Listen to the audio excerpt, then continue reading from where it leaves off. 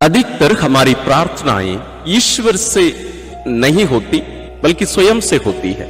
आप और मैं चर्च में या हमारे घर में ये सोचकर प्रार्थना करते हैं कि हम ईश्वर से बातें कर रहे हैं, लेकिन बहुत बार ऐसा होता है कि हम स्वयं से बातें करते हैं। इसलिए हम ईश्वर वचन पढ़कर उस पर मनन चिंतन करने और ईश्वर की बातें सुनने समझने और वास्तव में प्रार्थना करने के लिए हम सीख रहे हैं। तो आइए आप अपने साथ अपना पवित्र बाइबल ले लीजिए, साथ में आपका एक डायरी रखिए और एक पेंसिल और एक पेन, ये 4 चीज अपने साथ रखिएगा।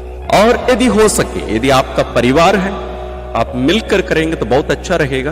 आप अकेले हैं और अकेले प्रार्थना करना चाहते हैं तो आप अकेले ही चलिए, और इस बात पर ध्यान रखें कि इस बीच में कोई भी आपको डिस्टर्ब ना करे। अपनी प्रार्थना के जगह पर पहुंचने के बाद आप घुटनों में रह सकते हैं या बैठ सकते हैं। अपनी आंखें बंद करिए और अपने आप को ईश्वर की उपस्थिति में रखिए। ईश्वर हर जगह पर, ईश्वर आपके साथ है, आपके अंदर है, आपके बाजू में है, हर जगह ईश्वर उपस्थित है। हम भी उनकी उपस्थिति में आ जाएं। आइए हम प्रार्थना प्रारंभ करते हैं। पिता और पुत्र और पवित्र आत्मा के नाम पर आमीन। परम पावन दयाल पिता, हम तुझे धन्यवाद देते हैं इस अवसर के लिए कि हम आपकी आवाज सुन सके, आपकी बातों को समझ सके और हम भी आपसे बात कर सके। ये कितना अद्भुत, हमें कृपा दीजिए, अपना आत्मा हमें प्रदान कीजिए। हे पवित्र आत्मा, आइए हमें आलोकित करिए, हमारे मन दिल हृदय को स्पर्श करिए, ताकि हम भी बालक सामुएल के समान कह सके, हे प्रभु बोल, तेरा सेवक सुन रहा है। हम ना केवल कहे बल्कि सुन सके और वास्तव में तुझसे बात कर सके। हे सभी संतों स्वर्गदूतों, हमारे लिए प्रार्थना करिए। हम ये प्रार्थना करते हैं अपने प्रभु क्रिस्त के द्वारा, आमीन। आज के हमारे मनन चिंतन के लिए हम जो वचन लिए हैं वो है संत मत्ती रचित सुसमाचार अध्याय 6 पद संख्या 1 से 6 और 16 से 18। अपने बाइबल से ले लीजिएगा और इसको जोर से पढ़ना है, मन में ही नहीं, जोर से पढ़ना है। दोनों में बहुत फर्क होता है। सावधान रहो, लोगों का ध्यान आकर्षित करने के लिए अपने धर्म कार्यों का प्रदर्शन ना करो, नहीं तो तुम अपने स्वर्गिक पिता के पुरस्कार से वंचित रह जाओगे। जब तुम दान देते हो तो इसका ढिंढोरा नहीं पिटवाओ, ढोंगे सभागृहों और गलियों में ऐसा ही किया करते हैं, जिससे लोग उनकी प्रशंसा करें। मैं तुम लोगों से यह कहता हूं, वे अपना पुरस्कार पा चुके हैं। जब तुम दान देते हो तो तुम्हारा बायां हाथ यह ना जानने पाए कि तुम्हारा दायां हाथ क्या कर रहा है। तुम्हारा दान गुप्त रहे और तुम्हारा पिता जो सब कुछ देखता है तुम्हें पुरस्कार देगा।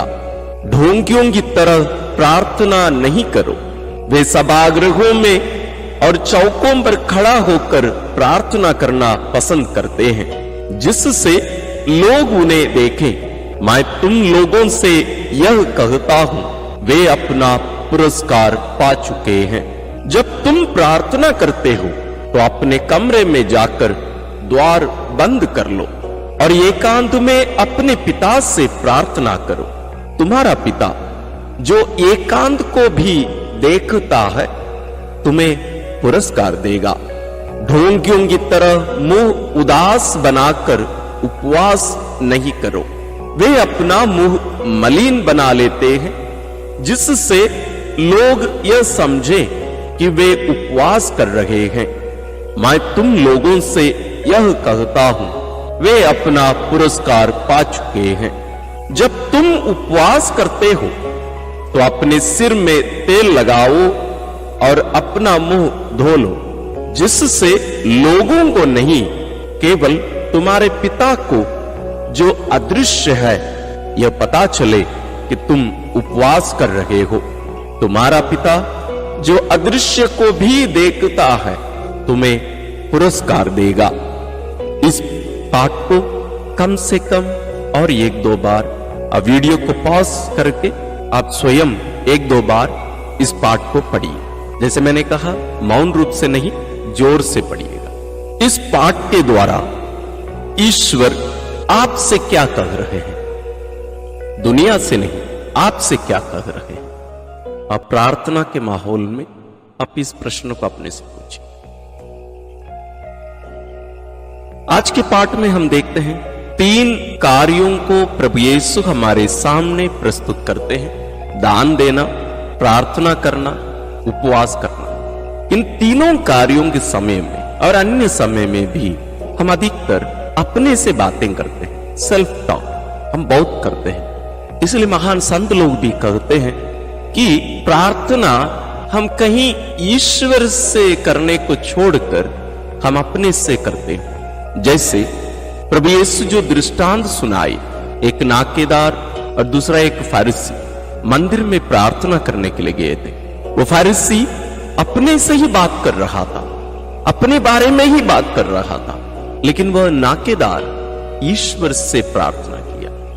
तो यहां जो बातचीत हम स्वयं से करते हैं, जो सेल्फ टॉक हम करते हैं, स्वयं से हम जो बात करते हैं, आज ईश्वर इसको पलटकर उनसे बातें करने के लिए हमें आमंत्रित करते हैं। हमें अपना ध्यान अपने से हटाकर ईश्वर पर लगाने के लिए ईश्वर हमें आमंत्रित कर रहे हैं। मोनोलॉग छोड़कर, यानी अपने से बात करना छोड़कर ईश्वर हमें आमंत्रित कर रहे हैं। तो हम थोड़ा समय लें, जैसे जो पाठ हम पढ़े उसको ध्यान में रखकर, क्योंकि यह ईश्वर का वचन है। ईश्वर आपसे और मुझसे बातें कर रहे हैं, हम उनकी सुनने की कोशिश करें। जितना समय लगता है समय लीजिएगा। तो हो सकता है आधा घंटा से ज्यादा भी समय लें इसके लिए, लेकिन हमें समय देना जरूरी है। इस पर यह ध्यान दीजिएगा कि आपकी सोच उबर कर ना आए, बल्कि ईश्वर की सुनने की कोशिश करिए। थोड़ा सा वक्त लगेगा, लेकिन हम ईश्वर की बात सुन पाएंगे। समय लीजिएगा। इसमें कुछ प्रश्न मैं आपको भी देना चाहूंगा। इस पाठ के द्वारा ईश्वर मुझसे क्या कह रहे हैं? मेरी प्रार्थना में मुझे किन किन चीजों की परिवर्तन करने की जरूरत है, चेंज करने की जरूरत है? तीसरी बात, क्या ईश्वर मुझसे चाहते हैं कि मैं जिस रीति से, जिस तरीके से प्रार्थना करता हूं, मैं उसमें परिवर्तन लाऊं? जरूर ईश्वर कहेंगे हाँ। तो किस तरीके से मैं ये परिवर्तन, ये चेंजेस मैं लाऊं? समय लीजिएगा। अब ईश्वर को जवाब देने का समय है। आप ईश्वर को जवाब दीजिए।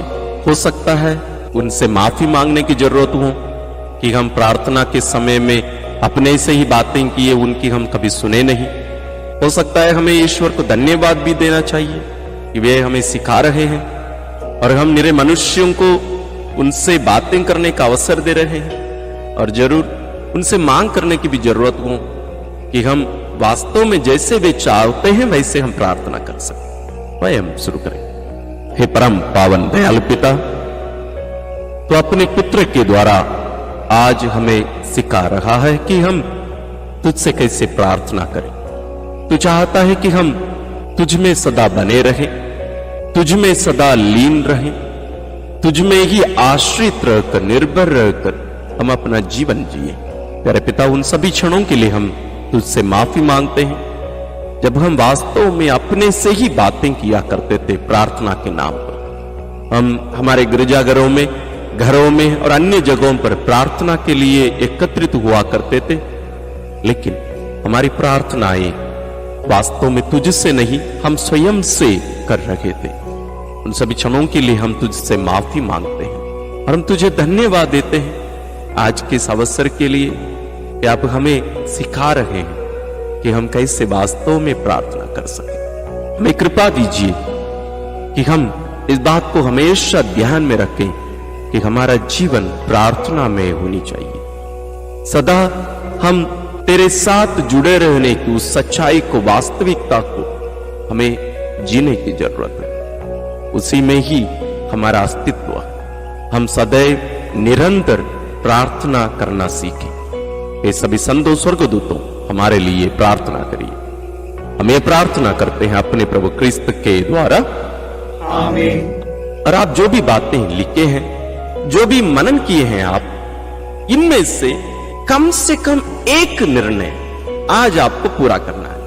वो कौन सा निर्णय है, उसको जरूर आप चुन लीजिएगा और हमेशा उस बात को ध्यान में रखिए और इन बातों को ध्यान में रखकर ईश्वर के साथ चलने के इस अनुभव को जारी रखिए। और जैसे संत अगस्तीन कहा करते थे कि ईश्वर हमारे अंदर है, हमारे अभ्यंतर में है। जितना हम अपने से जुड़े हैं उससे ज्यादा ईश्वर हमसे जुड़े हैं। इसलिए इस सच्चाई को ध्यान में रखकर अपने आज के इस दिन को जिए और आने वाले दिनों में भी ऐसे ही जीने की कोशिश करिए। ईश्वर हम सबों को आशीर्वाद प्रदान करें।